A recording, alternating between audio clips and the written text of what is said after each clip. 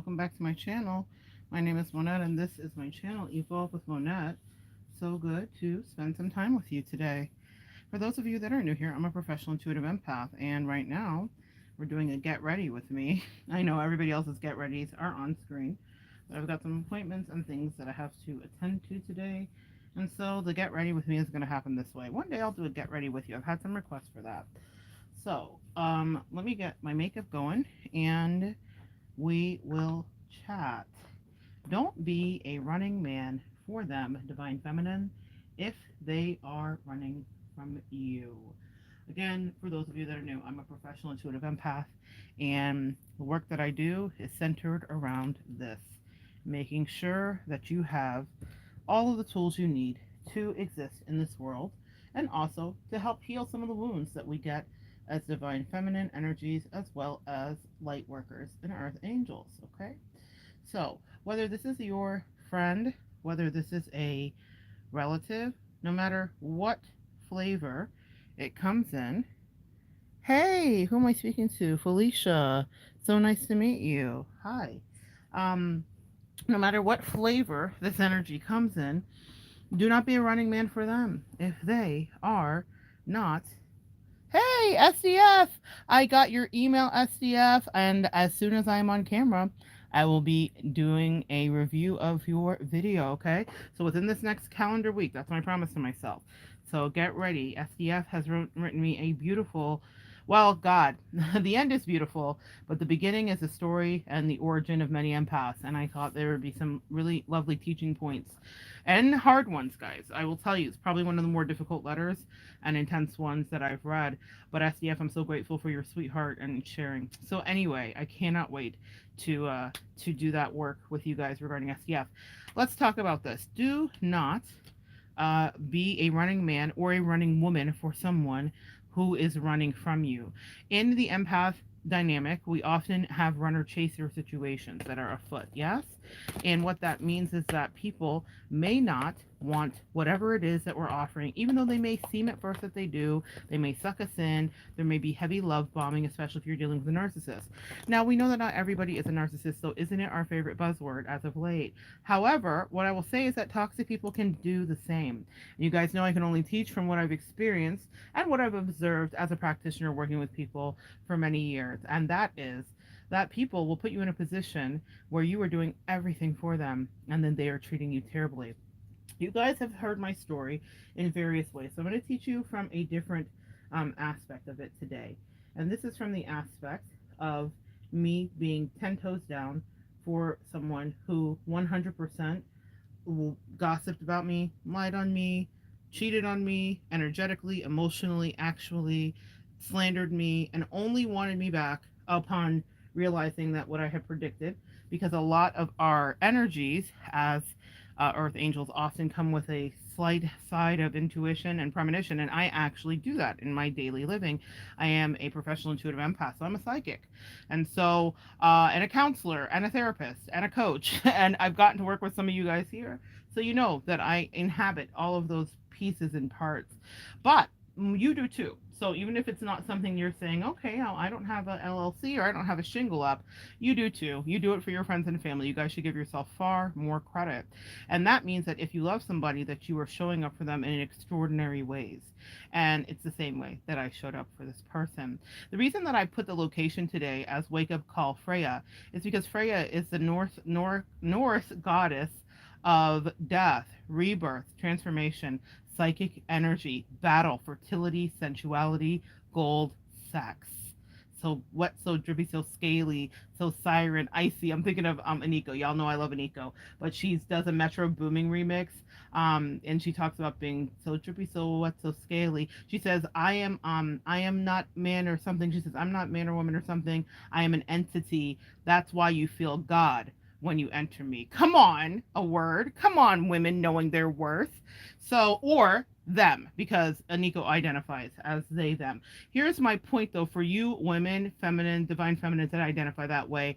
I am not this or that. I am an entity. That's why you feel God when you enter me. Let's talk about that. People will take you for granted, not just sexually. Yes, they'll do that too, but in every way.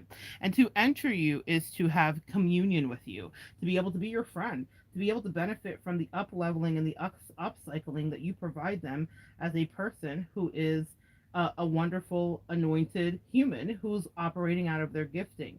And what I've watched my empath darlings do is ride for someone completely and give energy out without anything being returned to you. And so I think I'm going to be teaching about Freya. I felt very called to it today. I have some cards on Freya, but we'll also do a deep teaching because the energy of Freya may be something that many of us are channeling right now. I love that it deals with those themes of everything that makes life exquisite: luxury, death, sex, everything. Yes, death can be exquisite. And what I mean by that is to leave something behind that is toxic is going to cost something and it will feel a certain way. But it is here to make sure that you play your life out full. The endings in my life were absolute guarantees to me from the universe that there was so much more to do. And today I live the embodiment of the truth, which is that it was wonderful to be away from the thing that no longer was serving me. So many of you guys have things that are no longer serving you. Who have you been a running man for who is running from you? That's what I posit to you today.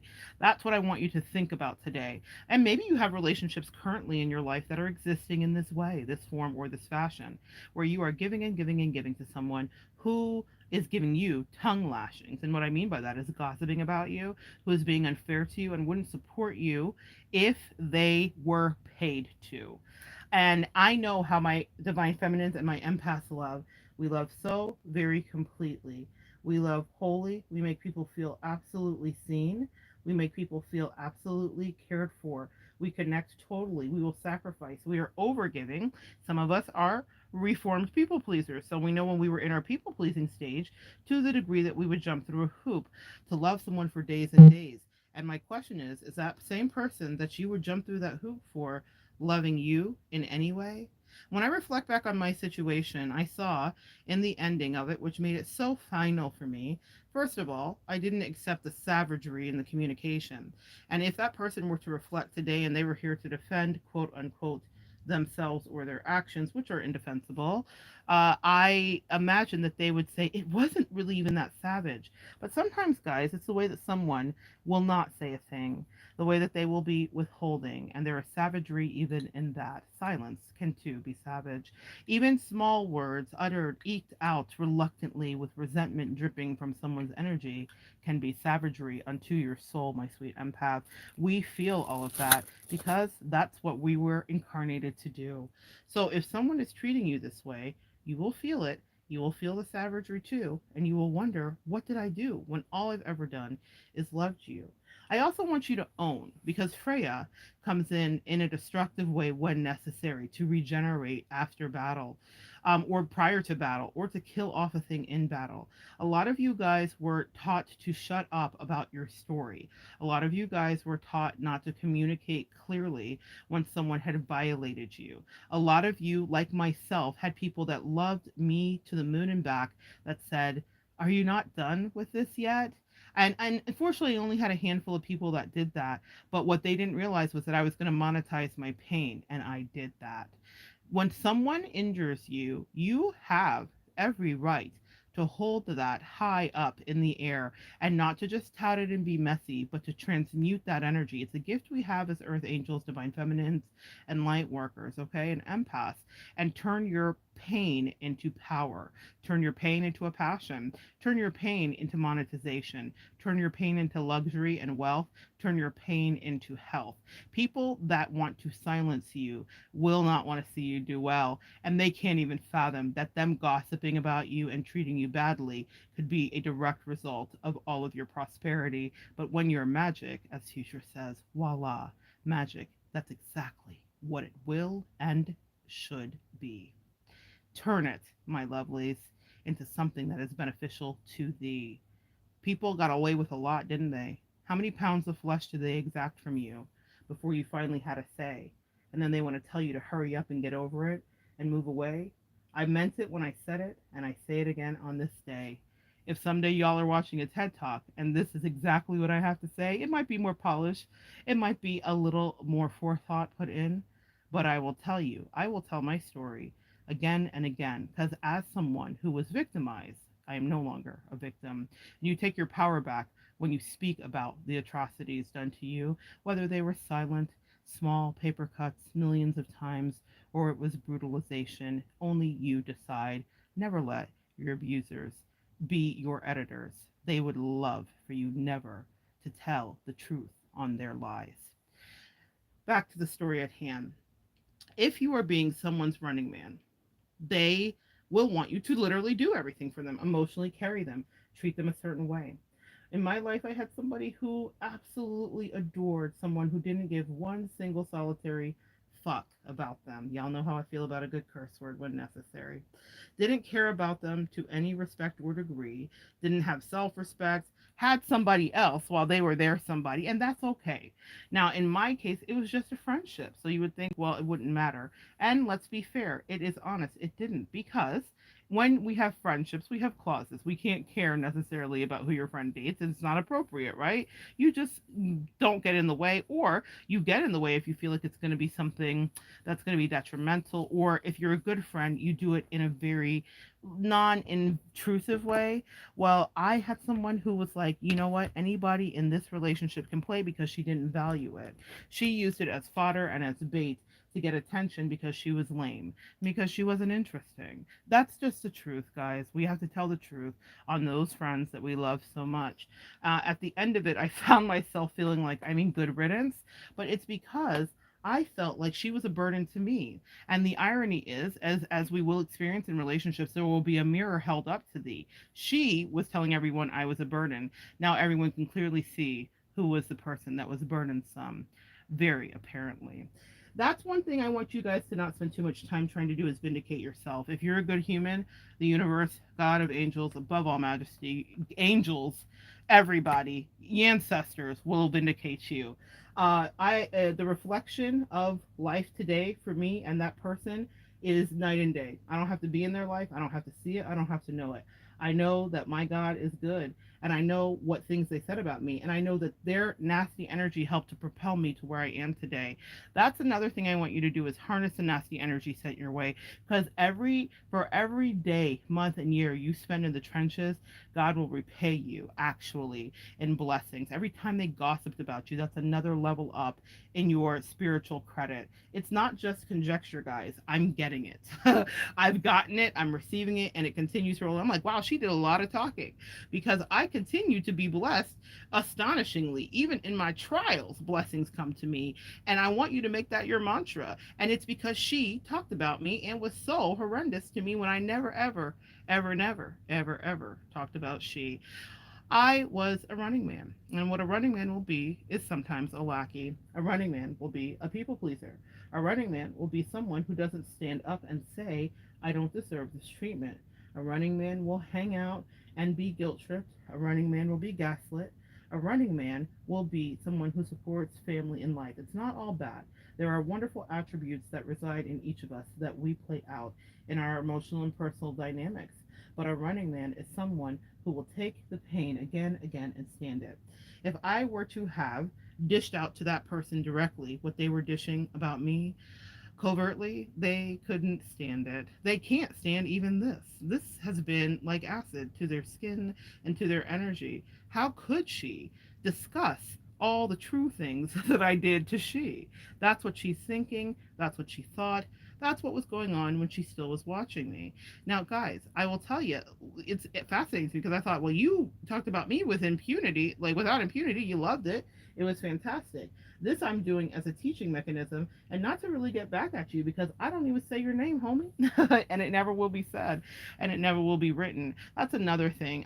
From a little excerpt from Aniko, I never will say, she said something about My haters, I'll never say my haters name. Essentially, I give them no clout, I give them no power.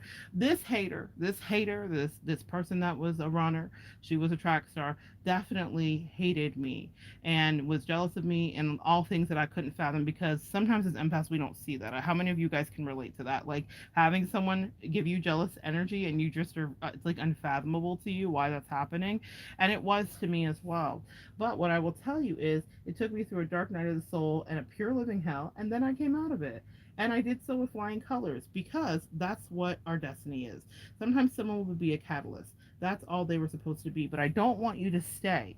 Yes, you may learn a lesson. Yes, you may have had to figure that out in order how not to run away in dark times. No one can try me now. No one can shake me, not even death, because death has come for me. But I will tell you, I've stood in it all and said, come for me, absolutely, resolutely, because I'm not going anywhere. I've already been beaten down by the best. It's so funny. I will find myself shortly back in the place where I got no rest for so many years of my life. Birmingham, Alabama. I will be there for business, and I will be there at some point. And I spent so much time there, guys, from being in cults to having this treacherous, devoid sociopath try to quote unquote befriend me, only so that she could try to, with her lying, deceitful tongue, end me with other racists that wanted to actually lynch and kill me. Fascinating story, and one day I hope you will read it. What I will tell you though is the full circle moment happens because I was not defeated. When the cult leaders told me to my face, "We hate you," and they only hated me because the color of my skin did not match them, that they said I should be grateful that they were even talking to me. I was a running man. I was showing up, working at their preschool, putting in hours, working essentially for free, while they broke into my storage and violated me, while they banned me from having any assistance and didn't want me to eat, and put me in discipleship incubators and told me that I was filthy. I was their running man. The reason I can come to you today is not just about past exes or exties or besties or loves that will put nonsense and toxicity your way. It's about other people, the other dangers you don't see. Birmingham, Alabama was nothing but a lesson for me. Now I can look back on it happily, and I've been able to channel with my creativity all of those lessons that I refused to see. Being ostracized, being talked about. It's so funny the parallels we'll have in our lives. And I share this with you because I get letters like from SDF and others that let me know, like Momo's Happy Place, that what their lives were about. But what I'm in the business of is helping you put together that this is not just some terrible experience meant to knock you out. If you're a running man or you've been a running woman, I want you to really take a look at that and see what it was about and see what parallels and cycles were happening for you. There were so many similarities in what happened with the treacherous sociopath and the cult, right down to them vetting their new person through me. Because my gifting has always been my gifting, I've always been able to see. And I remember when they wanted in the cult to definitely ostracize and replace me, they had dangled a wonderful opportunity and told me that I could make $18,000 a year. Now, at the time, I was making 515, if that, I think 415, and I found out later I was making less than other people. Why do you think that happened? It wasn't because they enjoyed the night, it was because I was not white, and I hope that offends nobody. But now in 2022 we understand the realities of disparity regarding income, wages, and pay for women, men, and people of color every day. So that was a thing. So I was making like four something or three something an hour, something insane, because, and then also still expected to tithe. And the cult leader literally was friends with the banker that he set me up with when I moved to this town upon his suggestion. And so he had access to my bank and would call me on if I didn't tithe enough, he thought, from the little meager penance that they were paying me. So I was in fully entrenched and in deep and trying to find my way in my young 20s. But one, he was like, you have this thing, $18,000 that you can make a year. Guys, when I think about that today, and I think about the trajectory of my career, and I think about how I created a space where no one was in. When I say that, I had no blueprint for the life and the career that I have created. And I set my wages and I decided my worth, which I highly suggest you divine feminines do as well. No one's going to esteem you as what your value is until you do. And even if someone can't meet it, that's okay. There are others that will. You have to be willing and okay to lose sometimes because the win is immense. $18,000.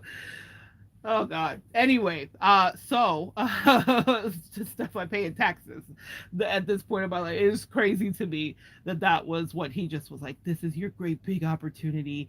Hey, you black girl in an all white cult, girl. Y'all, I wasn't too quick on the uptake. I know you guys think I'm smart. Some of you guys are like, you're so smart. I'm like, wasn't always so smart. Okay. Anyway, that is so funny to me. And he came to me about a new person that they wanted to put in my position, in the position that he was going to give me to be the director or whatever the case may be. And he was like, this is totally your position. But he started asking me a bunch of questions about this girl because um, he wanted to know what this woman, if I thought she was a viable option. And I essentially gave him a reading. I didn't know, at the time they called me a prophet, but I essentially gave him a reading about Michelle. And he ended up putting Michelle in that position only to screw her over because the cult leader was a cult leader and he had no accountability and whatever, and they tried to pin some unfortunate things on her that happened at one of the facilities. But anyway, but I told her, he asked me about another girl that was in the cult named Janet, and then one of his bestie's wife was this person named Michelle. And so he was like, so who should it be? And he spent like a whole hour like asking me, grilling me, wanting a reading from me. I gave it to him. Then he called me back in 3 days later and again, until finally, even though he didn't couch it as though it was the position he had promised me that he was giving away, he just made it seem like, oh, we're just asking about what do you think about her and whatever. So I gave him a reading essentially, and he ended up choosing her because my instincts are pretty damn good. And she actually was really good in the position until he screwed her over, and then she still stayed because hashtag pelter cults and people are crazy. But that happened fast forwarded 20 years later, or 14, 15 years later, in the same degree. The person that was a sociopath to me, that I was the running man for, started questioning me about the person that was what we would call new supply in today's world, right? And wanted my opinion on her, about her beauty, her aesthetics, her physicality, and what I thought. Well, I saw a demon. That's what I thought. And I told her as much. And this is why I say, for a lot of you guys who are like, should I let them know? It's a risk that you'll have to take, because if you do let people know, what happens sometimes is you're the person that they want to let go, and that's okay. Sometimes we're not supposed to be in those situations anyway. So to be let go from a sociopath, I mean, it's not bad work if you can get it, and you should try to get it if you try. That's a little riff on a Frank Sinatra song, I do believe. But it happened again. Now, I didn't explain all of this to the sociopathic quote unquote friend. I was their running man. I had no idea to any degree that this was going to go down the way it did, or that it wasn't about choosing me. So many of us would choose the people we're running for. Does that make sense? So many of us choose the people that we're putting in great time and energy for, and they're not choosing us. They're choosing everybody who doesn't give an actual fuck. And this is why I'm so blatant about this and saying to you to divest, because upon recollection and reflection, you will see that they didn't care about you actually. The way that she treated the other person and the way that the Michelle that was chosen over me was treated. I mean, eventually everybody gets the same treatments from toxic people, right? But initially, it seems so nice. And I thought, well, what have I done that this couldn't be my life? Well, it wasn't my destiny. That may be another message. Sometimes, literally, man's rejection is God's protection. So I was protected from the sociopath and her misery, her poverty, her toxic energy, her bad parenting, all the rest of it. I didn't have to see it up close. I didn't have to bail her out of anything. I didn't have to listen to her bullshit depression that she induced on herself by being absolutely toxic to everyone around her and being just horrible. So I didn't have to deal with all of that. And for years, I thought it was my one job, and I thought it would pay off. And the payoff, I thought, would just be respect. I didn't really want anything else. But instead, I was met with disdain, rejection, and repudiation and shame. I never want any of you guys to feel that. And it was similar with the cult. I understood that I had to get out quickly. And I remember leaving after dealing with the cult energy. And I remember thinking, this is not for me, because they wanted to kill me. And no one else could see or understand that. And that in that case, it wasn't actually, they just wanted to definitely kill off my reputation. They definitely, wanted me to be not working in their facility. That happened to be I was one of the best teachers there, as they awarded me as such, and as they kept me in their literature and all of their adverts on their website after, because everybody loved what I did with the kids. Because our gifting is our gift, my sweet friends. So even when someone's stomping on your head, and they were all the time, I still showed up and I still was me, a ray of sunshine. They couldn't beat that light out of me. The sociopath tried to beat that light out of me. She wanted me to feel rejected. She wanted me to feel unloved. She wanted me to feel everything in the rat race that she was in. She wanted to put me in exactly what she was dealing with.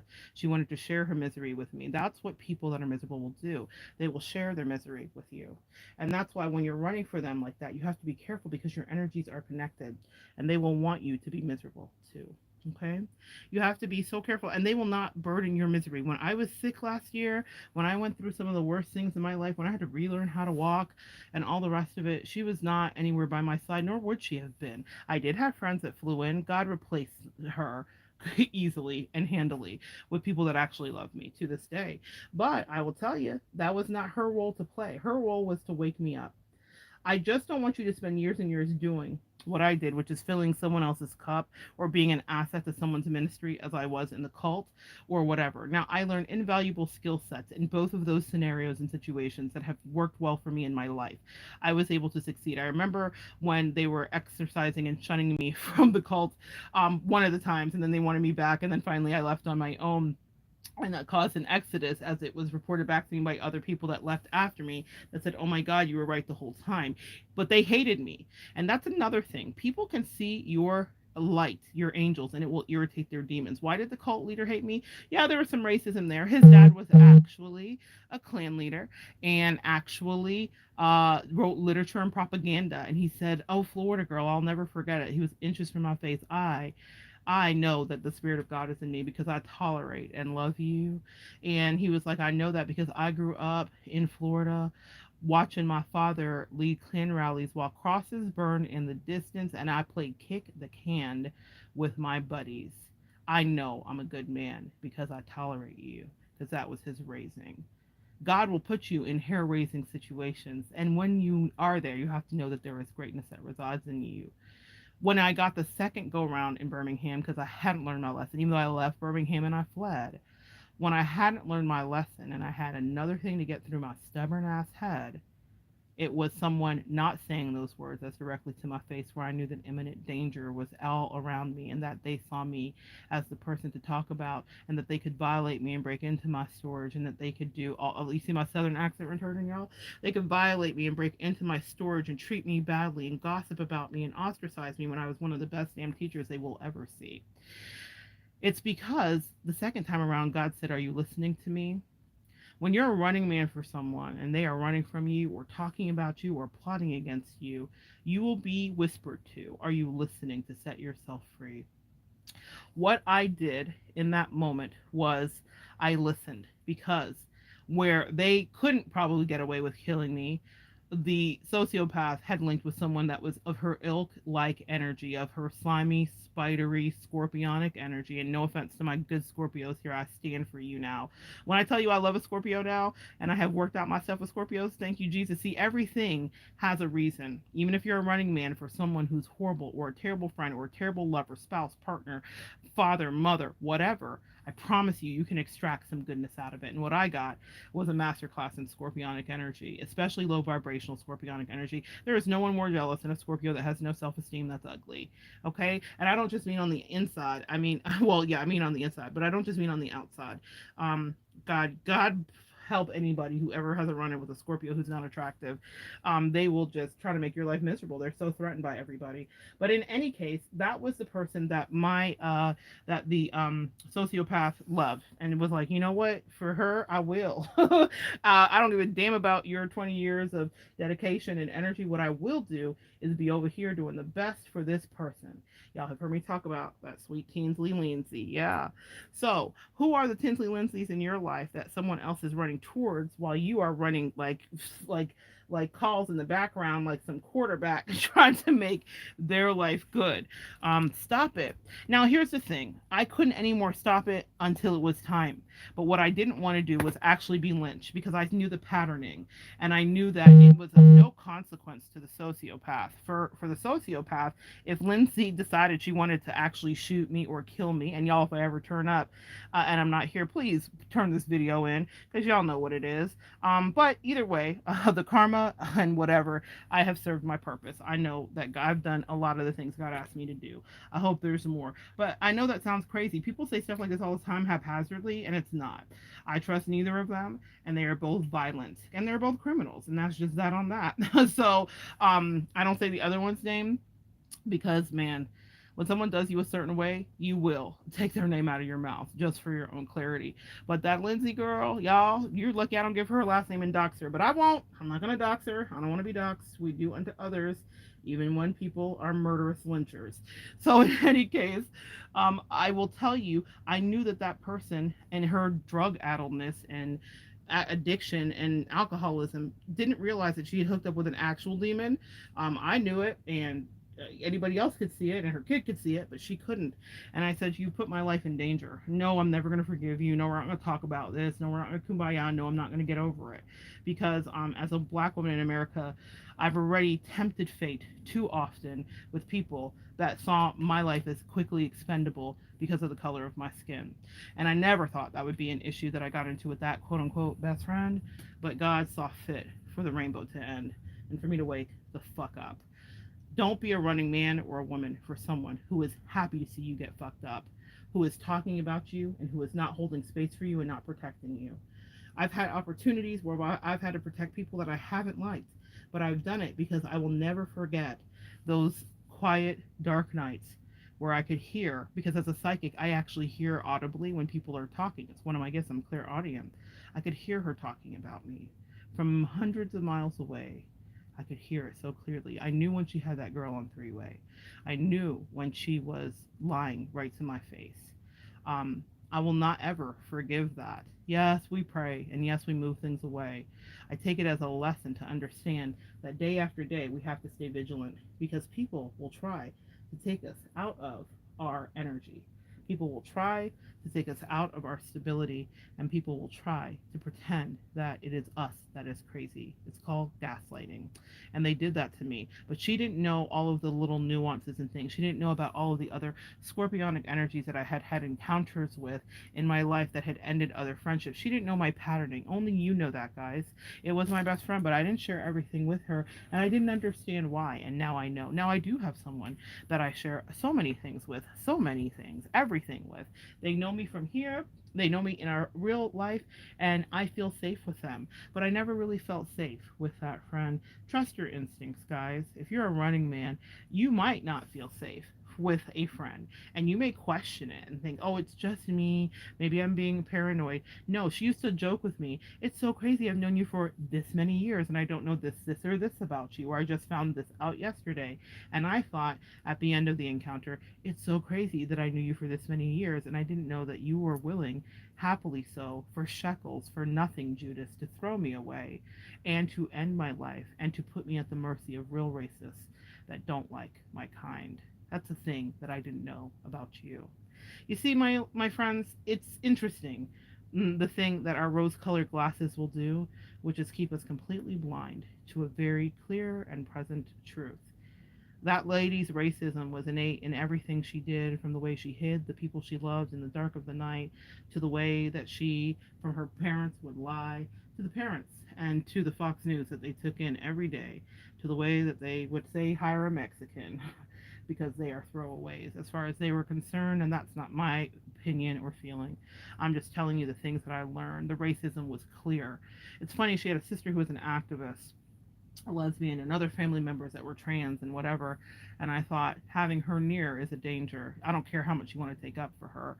She is not as progressive. She doesn't even like herself with all of her confusion. Sociopaths are interesting, but lessons in synchronicity are even more so.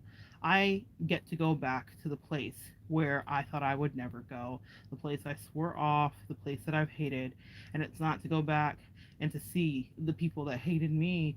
It's to stand in that ground and understand that for some reason, Birmingham was absolutely aligned with my spirituality, the ascension of my spirituality, the development of my backbone. I thought it was about this or that, but it was not just about people that I will no longer know or people that I used to know. It was about my infinite ascension and growth. When the cult leader looked at me one of the times on the discard, because he was a full narcissist, he says, I don't know what will become of you. There are two paths, and you'll probably choose the wrong one. And I imagine if he could see me today, he would think I did. But I know something about him and every one of his kids. I chose the right one. I am in the right path. Never let anybody dissuade you. When the sociopath made it abundantly clear that someone that was blonde and blue and also evil like her too was a better option, I didn't argue with her. She wasn't wrong. For her life, that person was a better option. For her life, it was better to be with someone who was a horrid person and a terrible mother because they had a lot of things in common. I did not have that in common with them. You know, even if you're running for someone and you're 10 toes down and you're like, but I'm the best friend, how could there be better? Well, God has a way of humbling us. Someone was, in fact, better. Someone was more aligned with her. I was never going to be in the debauchery and the bullshit that they participated in freely, happily, and on a daily basis. That was not my life, my friends. And for so many of you, it's not. So when relationships end and you're like, how could this happen? Please take a look at who you really were. And for them, I was ascension, for both of them. And now that their karma comes in, I had this really powerful download about the four horsemen. And they talked about the horsemen in black. It's so funny because that's been a big theme with all my Southern lessons. Yeah, I used to say I was a racist for ambassador. I was an ambassador for racists. They didn't realize I was an ambassador, and they were always trying to kill me. I've had actual literal death threats multiple times, and I always have found myself back in that same energy. You would think I would learn, but see, sometimes we really have things in our chart that we are here to do, and that was one of the things, was to be immersed with racists and to come out alive too. Again, though, if anything happens to me, please find Lindsay. Please know exactly who did it. But what I want to tell you is this. Uh, I was here to help even those racists. Monet, you're here to help the racists? Oh, yeah. Oh, yeah. Because I wasn't what the stereotype was, and I wasn't what they thought, and I wasn't as bested as easily as they thought. In fact, it was I who got the best of them because God is actually my friend. While they tout their fake religiosity and their Christ or Christmas, Easter Christianity, and I'm not mad at anybody that is, what I will tell you is I really stirred up my gifts. And it was stirred up by having self-protection for people that wanted to see me not exist. Birmingham and those lessons were some of the best things that ever happened to me, but I learned about being a running man and the cost and the toll. And I learned about how people will love to take your control and act like you were beneath them. You know, the way that the sociopath felt about me, like I was beneath her, is probably one of the more fascinating things. Because God told me, my angels tell me that they've humbled and will be humbling again and again. Back to the horsemen, though. I think this is pertinent for some of you guys. I almost made a video about it because it came up so strongly that the horsemen are riding. I heard, behold, a pale horse. Behold the pale horse. This is out of the book of Revelation. And I heard the behold the pale horse. And so I started to research that day when I heard that. And they said, this is for Lindsay. And this is for everybody else that was involved, that thought it was funny. Everybody else that thought that you were to be easily toyed with and that you weren't protected, that you weren't gifted. Everybody else who felt vindicated in the destruction of you. They said, there was nothing we wanted you to do. You did exactly what we wanted you to do, which is get out of it and stay out of it, which is similar to the cult. I listened. When I got the message about the cult, I ran. I knew it was time to go, and I left completely. When I got the message about my sociopathic bestie, I knew it was time to go, and I ran completely. They said, you don't want to be here when we start dealing because we are protecting you. You are dearly loved, and you are doing the work we asked you to do, and you do it when you're in pain, and you do it when it's not fair, and you do it when no one's valuing you. You do it every single time. And so many of you are like me in that way. We do it with no one by our side, with no one understanding, feeling completely ostracized. The letters that I get have me in tears, y'all. This is not just about me. This is about all, all of us. It's about every single one. I stand with you, y'all. And that, y'all, I'm back in the South. I stand with you. And I promise you, behold the pale horse. You know what I'm going to do today? I'm going to get back on here. I've got some, like I said, appointments. But behold the pale horse is a lesson. And for the Lindsays of the world, the people that think that they are better than someone for no reason, and I don't care if it's about the color of your skin or if it's anything else, we all have had that experience. We all have had that. So I don't care what motivated it for them to think that they were better than you. Behold, the pale horse. It is apocalyptic. It means that after years of getting away with something, it is over. It means that now accountability will come. And my favorite part as I read it was that the black horse held the scales of justice.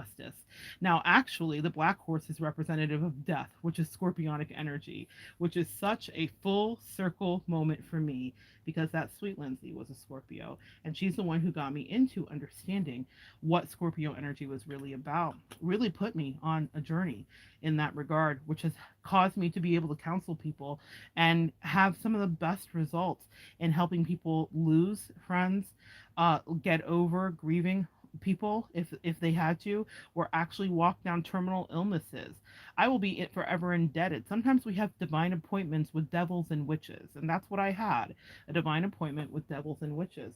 But I didn't let it be something that fell on deaf ears, and I didn't let it be something that I didn't take as a serious lesson. I didn't just say, oh, yes, these girls are catty bitches, and that's it. No, I saw them as the devils and witches that they are. They can't tell me any different because my God told me directly what they were. But what I learned about that and myself in that battle, and it was a battle, y'all, is that you will have people and you'll not understand why. You'll be like, why are they coming against me? I've done nothing but be nice.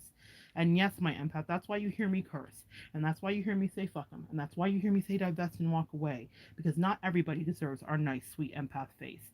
The sociopath didn't know that I had it in me, didn't know that I would never stop coming for her, ever.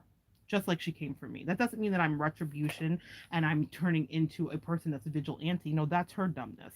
I don't have time. I've ascended. I have businesses. I have things to do. We're booked and busy over here. We drink our water. We take our vitamins. We stay moisturized, my friends, right? My sweet divine feminines, what do? We stay moisturized. I don't have time. And you don't have time either. That's why I say let the battle be not fought by you, but for you, on your behalf, by people that are above you, that love you. Do you understand? What was I going to do rolling in the mud with those two pigs? Not a damn thing, but get myself killed, as they probably would love to do just to get me to shut up. Because back in the day, that's what her ancestors could do. Sorry it got heavy, but it's true. That was my battle. What was yours? We all have had one with somebody that wishes they could silence us. They're not going to shut me up just like Bob in the cult couldn't shut me up. They couldn't shut me up, so they had to ostracize me. That's pack mentality of people that are weak as fuck. I curse and I say the words I say because so many of you had no one stand up for you on any of those integral days when your heart was broken, when it was ripped open, when you were absolutely abused, misused, and betrayed by the people that you were running women and men for, by the people that you would have given your life for. You were treated like you were in a war. And so Freya is here, the goddess of war, to say what for, how for, and what it is. What are we going to do? We're not taking this. That's what we're not going to do. I ask you to rise up in your divine feminine power and know that, yes, like Captain Planet, the power has always been in you.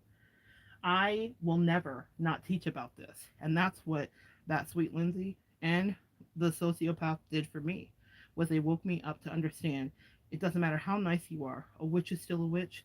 A sociopath is still a sociopath. And a treacherous bestie is still a treacherous bestie. A liar is a liar. A whore is a whore. A person that can never get enough and never be satiated will always want more. I learned so many valuable lessons about who people will never be and who they will always be. I no longer delude myself to any other reality than the one that's right before me. Okay? Sometimes we can be too nice, and that too nice can be used very much against us by people who see us as a mark. Those two wanted to break my heart. One specifically. One wanted to see me hurt out of their jealousy, scorpionic energy, you know what it is. One felt inadequate and not as good as me. She's not. At Divine Feminine, please know who you are. That's just simply that. But the other one wanted to hurt my feelings on purpose. I'll never forget it.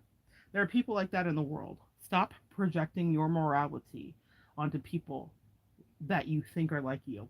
They're not. Okay? That's what we do as empaths. We will project our morality onto others.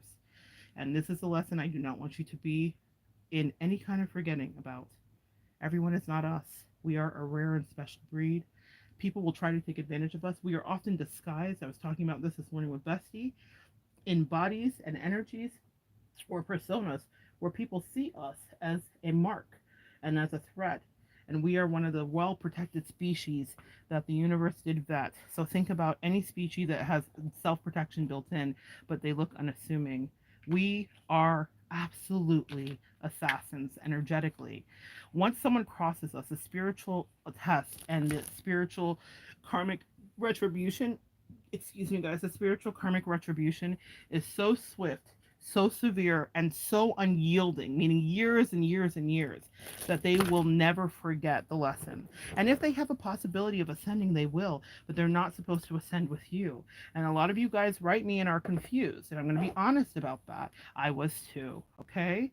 I, like you, was confused too. But wait, doesn't this mean that we're going to reconcile? Well, that cured for me pretty quickly. But what I will tell you is they said absolutely not. You will never be around them, and that's their punishment because you're a blessing. Understand your energy. And I say it every time, and I don't care. I'll say it till I'm a broken record. Blue in the face. You are a blessing to people's life. So no, they never get to come back your way after they do that. I always give people lots of chances to understand. Don't take me for granted. Don't play this game. This is not funny. Not because they're hurting my feelings or because I can't take it.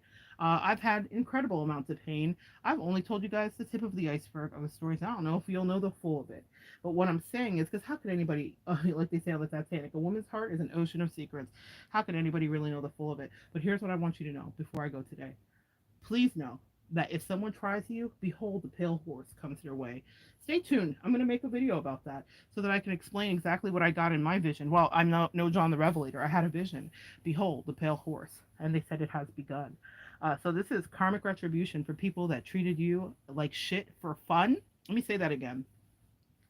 For people that treated you like shit for fun, behold the pale horse.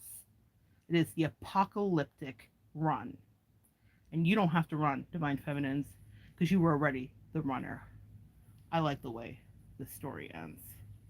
Now it's us, basking in the sun, holding our scales of justice. We didn't have to lift a finger. You sat pretty in Divine Feminine energy, and you waited to be vindicated. The blessings come in so many ways, but the karma for them lasts years, not days. Silly them. But we always warn, don't we? Silly them. They thought it was a game they would play for free, and consequential as many of the games they had ever played, but we are not to be trifled with.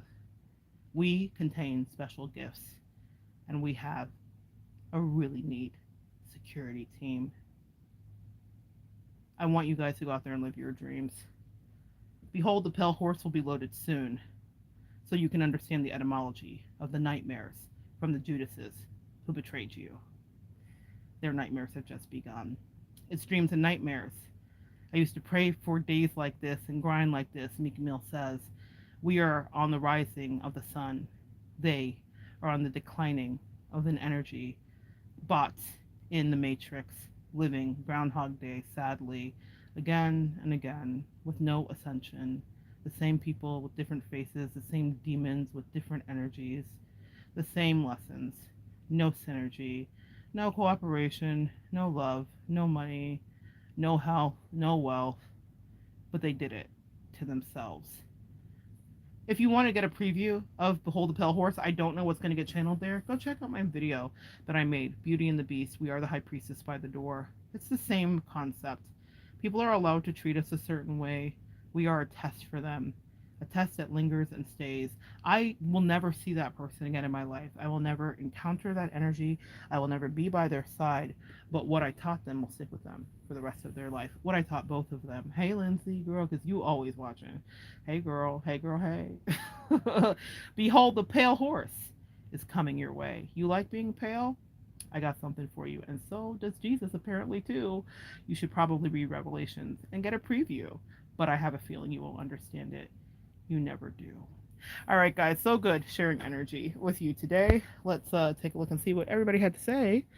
Ooh, I had to say my battery's almost done. Hey, hey, hey, hey, everyone. Hey, hey, hey. Hey, Laura. Hey, Sala. Momo's happy place. Hey, Mona. Hello, everyone. Many blessings. Always, yes. Laura, hello. Happy. I love you guys. You guys are so sweet. All right. I love you guys. Come back and join me next time, and we'll continue to evolve with all of this winning and all of this shining and all of our moisturizing. I love you all. My divine feminines, have the best day. Go out and shine. Sending some sunshine your way. Bye.